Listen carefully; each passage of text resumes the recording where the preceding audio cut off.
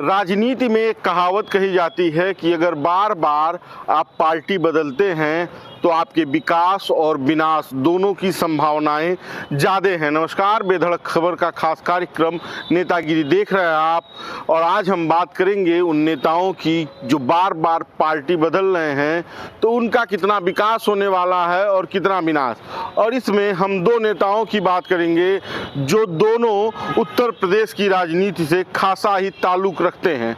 एक वो नेता जो एक ऐसी पार्टी से ताल्लुक़ रखते हैं जो किसान नेताओं की पार्टी है, किसानों की पार्टी है, और उस धड़े की पार्टी है जिस धड़े ने देश में एक आंदोलन छेड़ रखा है और इनके पूर्वज किसानों की अगुवाई करते रहे हैं। इनके परिवार से एक व्यक्ति देश का प्रधानमंत्री भी हुआ है, और दूसरा वो जो एक जाति विशेष की राजनीति करता है और उस जाति के लिए आरक्षण की लड़ाई लड़ता है।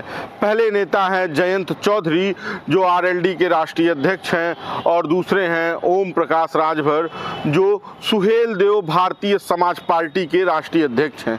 ये दोनों नेता मौके पर पार्टी बदलते रहे। ओम प्रकाश राजभर बसपा से राजनीति शुरू किए, उसके बाद से भाजपा में गए, अपनी पार्टी बनाकर भाजपा के साथ गठबंधन किया, फिर कुछ नाराजगी हुई, फिर सपा में चले गए, फिर सपा से नाराज होकर भाजपा में चले गए। वही हाल आरएलडी का है।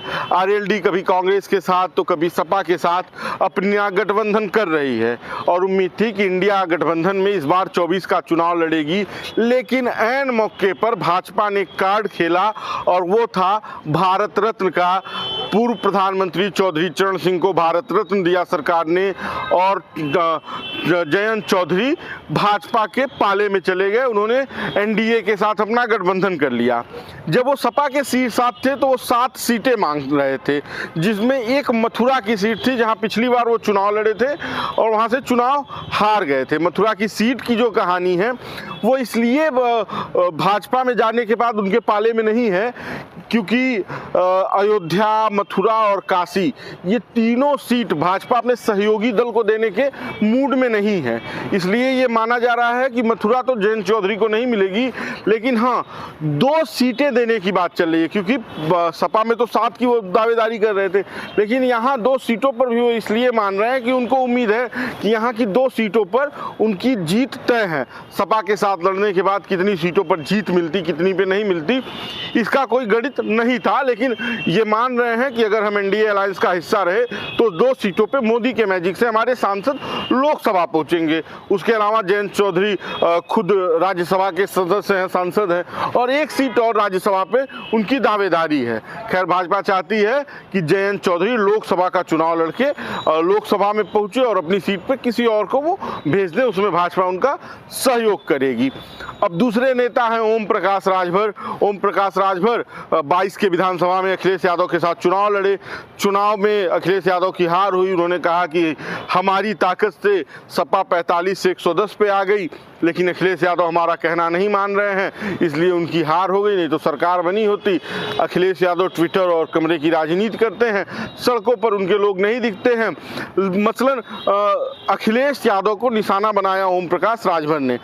ओम प्रकाश राजभर 22 का चुनाव हारने के बाद जब आजमगढ़ का उपचुनाव हुआ तब तक सपा के साथ रहे। धर्मेंद्र यादव का प्रचार ओम प्रकाश राजभर ने किया था, लेकिन लोकसभा का जो उपचुनाव हुआ उसके बाद ओम प्रकाश राजभर अखिलेश यादव पर टिप्पणी करते रहे और धीरे धीरे सपा से किनारा कसे।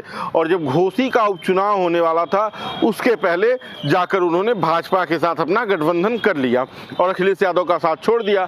अब उन्हें उम्मीद थी कि उन्हें मंत्री बनाया जाएगा, लेकिन जिस तरह से उत्तर प्रदेश में उन्हें किनारे सरकार ने लगा रखा योगी आदित्यनाथ की, उम्मीद नहीं है कि 24 के पहले वो मंत्री बनेंगे। उसके साथ साथ ओम प्रकाश राजभर 3 सीटों पर लोकसभा की दावेदारी ठोक रहे हैं। उसमें चंदौली है, घोसी है और जौनपुर है। अब इन 3 सीटों को ओम प्रकाश राजभर अपने पाले में चाह रहे हैं, और भाजपा इन तीनों सीटों में से 2 सीट उनको देने के मूड में भी है, एक घोसी की और दूसरी जौनपुर की। जौनपुर की सीट इसलिए कहा जा रहा है कि भाजपा ओम प्रकाश राजभर को दे देगी, क्योंकि जैसे मऊ की सीट से ओम प्रकाश राजभर जब सपा के गठबंधन पर थे तो अफजाल अंसारी को चुनाव लड़ाया था, मुख्तार अंसारी के लड़के को, और सपा ने ये कह दिया कि भाई हम माफियाओं के परिवार को टिकट नहीं दे रहे हैं, ये तो हमारे गठबंधन के सहयोगी हैं, इन्होंने दिया है, इसका सवाल आप उनसे करिए।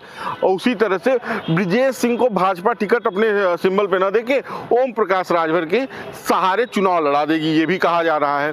अब देखना यह है कि क्या चुनाव आचार संहिता लागू होने के पहले आरएलडी और सुभाषपा को भारतीय जनता पार्टी अपने मंत्रालय में शामिल करती है, मंत्रिमंडल विस्तार में शामिल करती है उत्तर प्रदेश में, या कितनी सीटें किसे चुनाव लड़ने के लिए देती है। ये हमारा एक प्रयास था कि चुनावी समीकरण क्या हो सकता है 24 के चुनाव में। बाकी का आपको यह वीडियो कैसा लगा हमें कमेंट बॉक्स में जरूर बताइएगा, वीडियो को शेयर कीजिएगा।